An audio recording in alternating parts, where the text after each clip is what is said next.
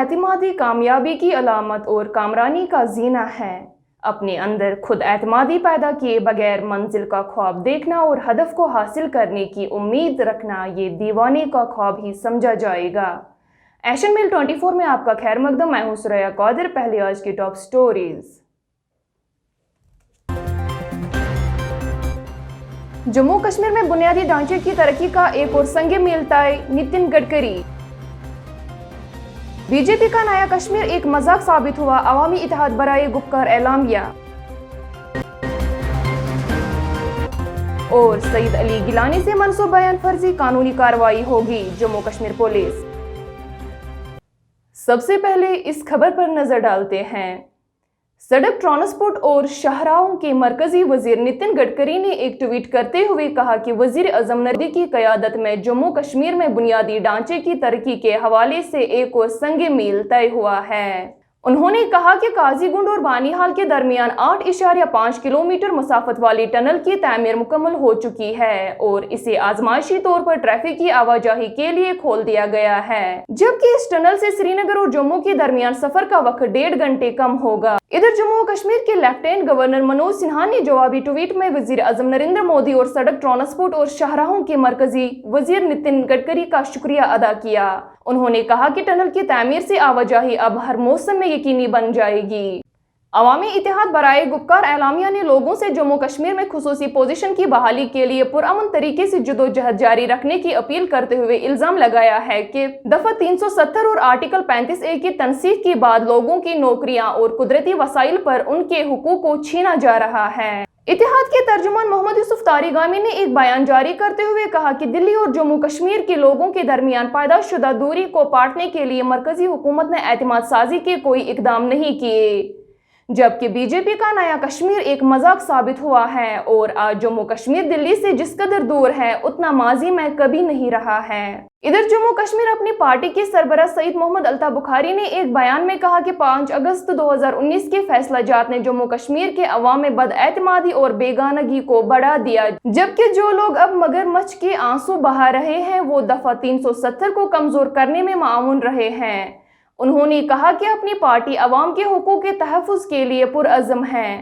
इस दौरान मुख्तलिफ सियासी पार्टियों के लीडरान ने भी 5 अगस्त 2019 के फैसलाजात पर अपनी राय ज़ुनी की।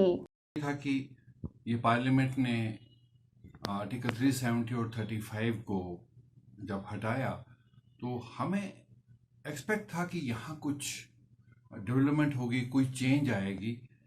चेंज एक चीज़ हुई कि लोग खामोश बैठ गए, लेकिन जो यहाँ कुछ होना चाहिए था वो हो नहीं रहा है, क्योंकि पब्लिक की जो गवर्नमेंट होनी चाहिए थी सबसे पहले वो नहीं बन पाई, क्योंकि स्टेटहुड जो है वो यहाँ से ख़त्म हो गया।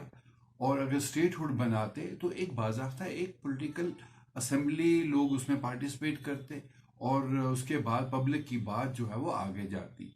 पिछले 2 साल से हमने ये देखा कि पब्लिक की सारी बातें दब के रह गई हैं, जैसे कि अनएम्प्लॉयमेंट का जो मामला है जम्मू कश्मीर में, वो उसमें ज़रा भी कोई आगे प्रोग्रेस नहीं हुई। हालांकि बहुत से डिपार्टमेंट अभी जहां लोग बेकार मतलब जगह खाली पड़ी हैं, लेकिन जगह खाली पूरी नहीं हो रही हैं। बट मैं सफाई के तौर पर आपसे एक बात कहूं कि हमारी सिख माइनॉरिटी, जिसको हम लोग ये सोच रहे थे कि आर्टिकल 370 के बाद at least national commission for minority act जो है वो जम्मू कश्मीर में लागू होगा, क्योंकि हमें हमेशा ये कहा गया, सेंट्रल गवर्नमेंट भी ये कहती थी और स्टेट गवर्नमेंट भी ये कहती थी कि सेंटर के लॉज यहाँ लागू नहीं हो सकते क्योंकि आर्टिकल 370 यहाँ है। पर आज 2 साल हो चुके हैं, national commission for minority act जो है वो जम्मू कश्मीर में आज भी लागू नहीं हुआ। दूसरी बात कि हमारे पास जम्मू एंड कश्मीर कॉन्स्टिट्यूशन था आर्टिकल 370 हटने से पहले, उसमें एक सेक्शन 134 था जिसके तहत यहाँ रीजनल लैंग्वेजेस को एक रिकॉग्निशन थी, चाहे वो बल्ती थी, शीना थी, कश्मीरी थी, पंजाबी थी और भी बहुत जुबानों को रिकॉग्निशन थी। लेकिन आर्टिकल 370 के हटने के बाद उसमें एक बदलाव आया जिसमें 200 साल पुरानी जबान पंजाबी जो है उसको इन्होंने बाहर कर दिया। अब मुझे बताइए कि मेरी जो माइनॉरिटी है क्या वो खुश होगी इस चीज़ से कि साहब उसकी जबान पंजाबी जबान 200 साल पुरानी इस आर्टिकल 370 हटने के साथ चली गई। तो कहाँ क्या दिख रहा है हमको? हमने तो कुछ देखा भी नहीं जो हमें चेंज दिखनी चाहिए थी। वो तो मैं आर्टिकल 370 के मैं सुप्रीम कोर्ट में भी खड़ा रहा कि भाई आर्टिकल 370 और 35 को नहीं हटाया जाए। मैं ये समझता हूँ कि आज के दिन न सिर्फ यहाँ जमहूरियत का जनाजा निकला, बल्कि उसके साथ साथ कॉन्स्टिट्यूशन की धज्जियाँ उड़ा दी गई। यहाँ इतने बड़े स्टेट और इतनी पुरानी स्टेट को दो हिस्सों में तकसीम किया गया। हमारा स्पेशल स्टेटस जो है अनकॉन्स्टिट्यूशनली, इलीगली हटाया गया। उसके साथ साथ आपने देखा कि यहाँ न सिर्फ पॉलिटिकल लीडर्स को बंद किया गया, बल्कि उसके साथ साथ यहाँ के जर्नलिस्ट हो, यहाँ के बिजनेसमैन हो, यहाँ के जो है हमारे ट्रेडर्स है, सबको जो है सताया गया। कभी ईडी, कभी एनआईए, और किसी को बात करने का हक ही नहीं है। यहाँ पर जोर ज़बरदस्ती दबा रहे हैं लोगों को यहाँ। और हालात, इसी चीज़ से आप अंदाज़ा लगा सकते हैं कि हालात कितने ठीक है कि यहाँ के पॉलिटिकल लीडर्स को बिलखसूस बीजेपी हो या कोई और हो, उनको अगर वॉशरूम भी जाना पड़ता है पुलिस वाला साथ लेना पड़ता है। तो ये कहना कि यहाँ हालात ठीक है, 15 अगस्त को यहाँ कर्फ्यू लगाना पड़ता है, यहाँ हमारी अपनी सिक्योरिटी फोर्सेस जब मूव करती है तो यहाँ लोगों को रोका जाता है साइड पे, रोका जाता है साइडों पे लोगों को, यहाँ के बच्चों को रोका जाता है, यहाँ एम्बुलेंस को रोका जाता है। तो इस बात से हम अंदाजा कर सकते हैं कि यहाँ कितने ठीक और ख़राब है। और जहाँ तक विकास की बात है, आप देखिए पेट्रोल की कीमतें कितनी बड़ी, डीजल की कीमतें कितनी बड़ी, गैस की कीमतें कितनी बड़ी, और रोज़मर्रा की ज़िंदगी कितनी अजीरन बन गई है। लोग जो है भुखमरी से खुदकुशियाँ कर रहे हैं। इकॉनमी का हाल देखो क्या है। और जो ये बात कर रहे हैं, टनल्स की बात कर रहे हैं, या यहाँ मेडिकल कॉलेज की बात कर रहे हैं, ये आज़ाद साहब के टाइम पे या कांग्रेस के टाइम पे, मनमोहन जी के टाइम पे ये सारी जितने भी ये जो है प्रोजेक्ट्स आए हैं, वही आज जो है इख्तिदाम पे पहुंच रहे हैं।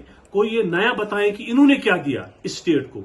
यहाँ की नौकरी जो है बाहर के लोगों को दी जा रही है, यहाँ की जमीनें बाहर के लोगों को उनको जो है देने की कोशिश कर रहे हैं।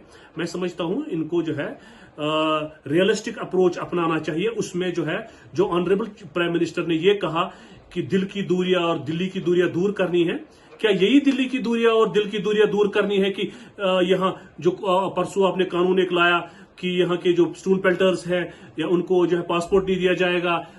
जम्मू कश्मीर पुलिस ने अलहदगी पसंद रहनुमा सईद अली गिलानी से मंसूब एक बयान को फर्जी करार देते हुए मज़कूरा बयान को मुश्तहर करने वाले के खिलाफ कानूनी कार्रवाई करने की बात कही है। जम्मू कश्मीर पुलिस की जानिब से फर्जी करार दिए जाने वाले इस बयान में 5 और 15 अगस्त को हड़ताल की कॉल दी गई है। बडगाम पुलिस ने मज़कूरा बयान की कॉपी अपने ऑफिशियल ट्विटर हैंडल पर अपलोड करते हुए लिखा है कि सईद अली शाह गिलानी के खानदानी ज़राए के मुताबिक ये बयान फर्जी है और पाकिस्तान से किसी ने जारी किया है। कोविड-19 गाइडलाइंस की खिलाफ वर्जी की पादाश में जिला इंतजामिया श्रीनगर ने दारुल हुकूमत श्रीनगर के तिजारती मरकज लाल चौक में 4 दुकान सरबमहर किए। सब डिस्ट्रिक्ट मजिस्ट्रेट श्रीनगर संदीप सिंह बाली की क़यादत में महकमा माल की एक टीम ने शहर के कई इलाकों का दौरा किया और कोविड-19 गाइडलाइंस की अमल आवरी का जायजा लिया। नामा निगार के मुताबिक इस मुहिम के दौरान तिजारती मरकज लाल चौक में दस्तावेजात पेश न करने की पादाश में 4 दुकान सरबमहर किए गए। कौमी तहकीकाती एजेंसी एनआईए ने जम्मू कश्मीर पुलिस के साथ आज शुमाली जिला बांडीपोरा के छठी बांडी नामी गांवों में 2 अफराद की रिहाइश गाहों पर छापे डाले, जिस दौरान बाप बेटे को गिरफ्तार किया गया। खबर रसां इदारे के KNO के मुताबिक एनआईए ने मज़कूरा गांवों में मुजम्मिल अहमद भट्ट वलद गुलाम हसन भट्ट और विकार अहमद लोन वलद गुलाम मोहम्मद लोन की रिहाइश गाहों पर छापे डाले। हुकाम ने बताया कि मुजम्मिल और इसके वालिद को एनआईए ने गिरफ्तार कर लिया, जबकि वकार पहले ही हिरासत में हैं। अंजुमन औक़ाफ़ जामिया मस्जिद श्रीनगर ने ऐलान किया है कि आइंदा जुम्मा को तारीखी जामिया श्रीनगर में जुम्मा नमाज अदा की जाएगी। एक बयान में अंजुमन औक़ाफ़ जामिया श्रीनगर ने बताया कि मस्जिद शरीफ की सफाई सुथराई का अमल अंजाम दिया गया।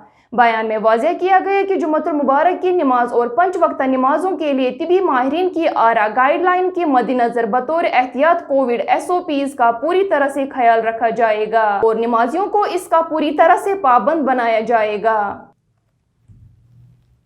एशियन मेल 24 में आज इतना ही। किसी भी खबर या अपडेट के लिए लॉग इन करें www.asianmail.in। और www.urdu.asianmail.in। दीजिए मुझे और मेरी टीम को इजाज़त। अल्लाह निगहबान।